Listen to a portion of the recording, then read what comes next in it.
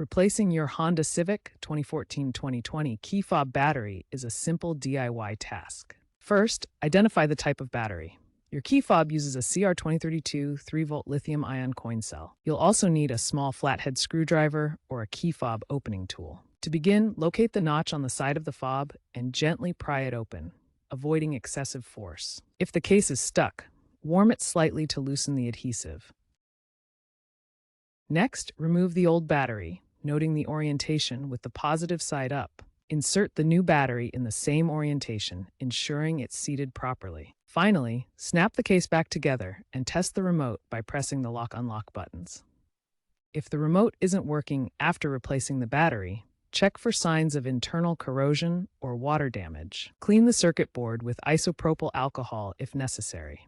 Try resetting the fob by holding the lock and unlock buttons simultaneously for 10 to 15 seconds. Mishandling the circuit board can cause damage, so work in a dry area to prevent static electricity. For complex issues, or if you're uncomfortable with DIY repairs, consider professional help. Remember to recycle old batteries responsibly. While newer Civics are shifting towards digital keys, battery swaps will remain a cost-effective solution for 2014-2020 models.